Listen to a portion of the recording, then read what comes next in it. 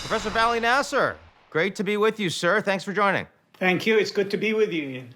So you wrote recently in Foreign Policy that the Arab moment has passed. What did you mean by it? Well, I meant that the Arabs are not really deciding the geostrategy of the region. They're not the strongest players right now. After the U.S. invasion of Iraq and the events of the Arab Spring, the bigger players like Iraq, Syria, Egypt lost their footing. They've collapsed. The smaller players like Saudi Arabia and UAE are not capable of carrying a significant military diplomatic weight in the region. Saudi Arabia could not or finish off the war in Yemen. So they are heavily reliant on the United States in order to stay in the game. But the way in which we used to look at the Arabs as being the center of gravity of the region, deciding its, the power balance in the region, and then everybody else was around them, is no longer the case. They're actually subject to other people's rivalries. And Israel, Turkey, and Iran each are trying to eat up parts of it. And so we're in a different game. And I have a feeling that the thinking in Washington and in the West generally is still stuck in a period where the Arabs were the center of the Middle East. Certainly, historically, the United States has been pretty comfortable with an Arab-heavy Middle East in the sense that for the last few decades anyway, the U.S. relations have been reasonably strong. Do you think that this new period geopolitically is going to be considerably more destabilizing as a consequence? Yes, it could be, because you actually have a massive Arab territory that is up for grabs, and the Arabs themselves are not capable of laying claim to it. So look at Syria. The Saudis, UAE, Qatar, pretty much packed up. The countries that matter in Syria are Israel, Russia, Iran, and Turkey. Even in Libya, it's now increasingly becoming Turkey versus Russia. And everywhere they're complaining about Iran, and then they're complaining about Turkey. So the suggestion is that the Arabs themselves cannot actually protect the territories that are broken up. And these outsiders are engaged in a scramble for Arab lands. And so that scramble is going to create more and more instability. We're seeing, Israel and Iran going at it in Syria, daily, sometimes weekly bombings by Israelis over Iranian positions. We're seeing Iran and Turkey getting into loggerheads in the Caucasus, in Syria, and now most recently in Iraq. And we're seeing, Israel and Turkey also, not on the best of terms when it comes to division of power in the Mediterranean. So if this kind of a rivalry goes unchecked, while the United States think it's all about Iran, we're going to end up seeing instability in places that we don't expect. Does the United States think it's all about Iran, or does the United States increasingly just think it's not all about the Middle East? Well, the United States is thinking it's not all about the Middle East. In fact, now this is the third president in a row who basically says we are overspending on the Middle East, diplomatically, financially, militarily. Our attention should be in China. And, President Obama had a strategy, which was you cut a nuclear deal with Iran, which was the most likely reason we would have stayed in the Middle East with another war, in order to pivot to Asia. And clearly, President Biden cannot afford to stay in the Middle East. We have too many other things domestically and with China to be focused on the Middle East. But in order to leave the Middle East, the United States has to find ways to reduce tensions in the Middle East. And so there are two ways of doing it. Either you say we're going to get out of the way and let the Iranians, Turks, and Israelis sort it out. Doesn't matter what's going to happen. Or that you have to try to find a way to reduce this degree of competition. And you have to arrive at some kind of a balance of power politics between these four components here. How do you assess early trajectory of this Biden administration on the Middle East?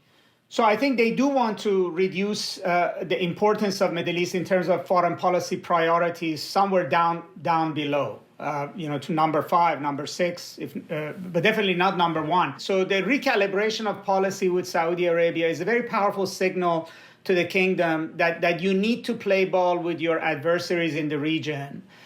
Because we're not necessarily going to be bailing out every policy you want. So we're going to treat you like every other country.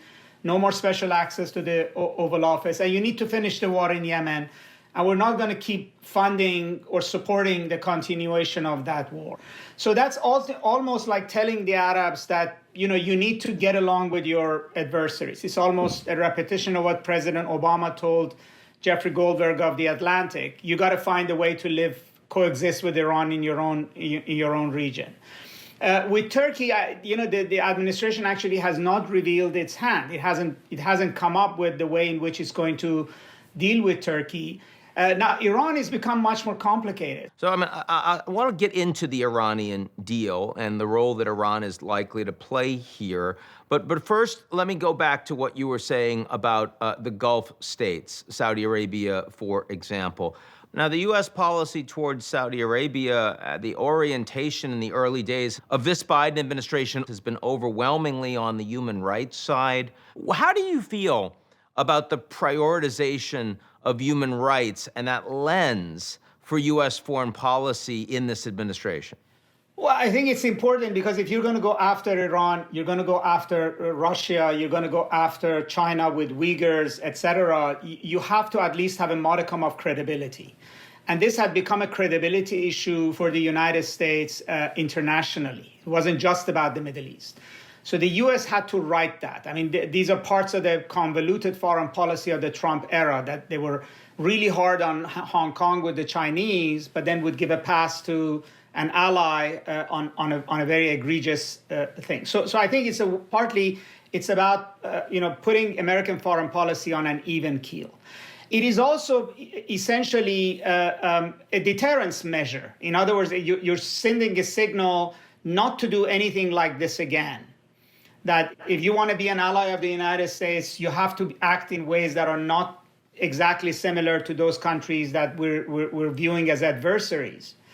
And thirdly, I think it is to downgrade the relationship, not in a negative way, but I think because the relationship between Saudi Arabia and the United States had become abnormal for our foreign policy, that they could simply bypass the entire State Department, Pentagon, the institutions that they dealt with, and just go to the president's son-in-law.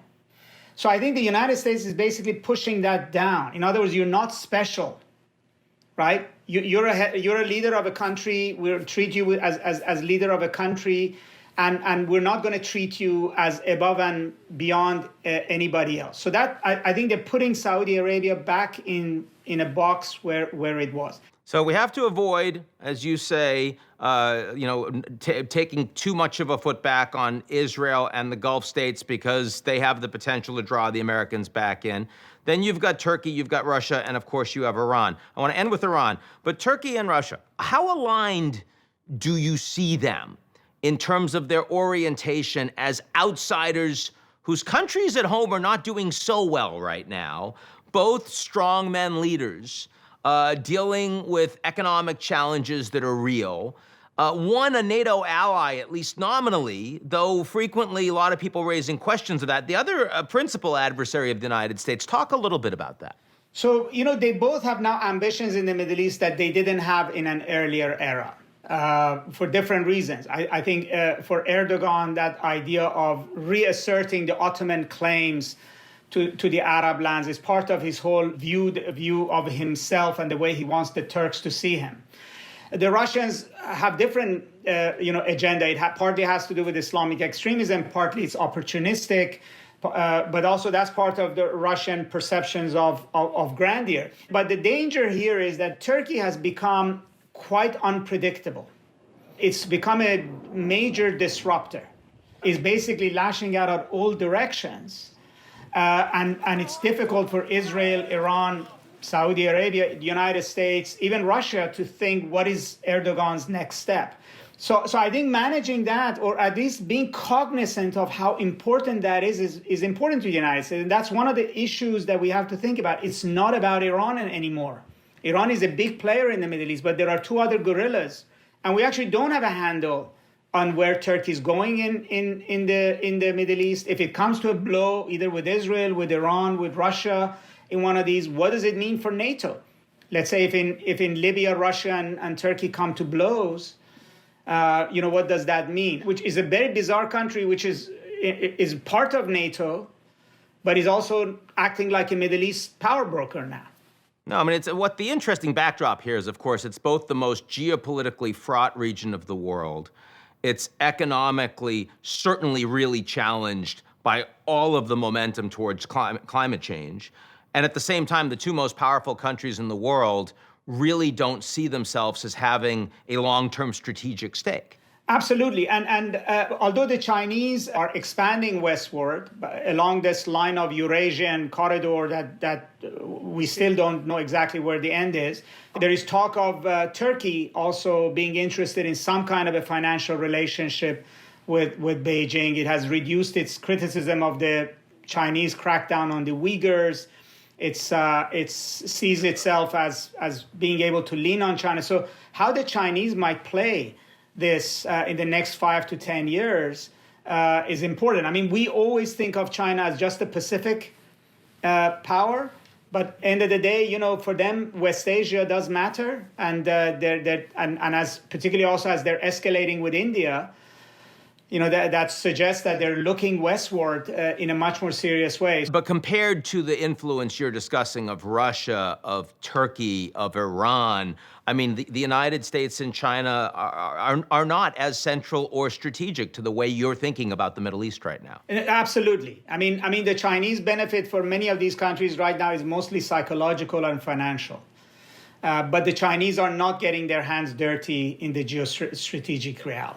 Okay, so I want to end with Iran because, of course, to the extent that the Biden administration is really expending headspace in the Middle East right now, it certainly appears to be a desire to remake what was one of the landmark foreign policy agreements, breakthroughs, whether you like it or you don't like it, of the Obama administration, as you say, the JCPOA, the Iranian nuclear deal. Now, I look at Iran right now and I see a country that is under massive economic stress, that would certainly have all sorts of incentives to get back into the old deal as it was.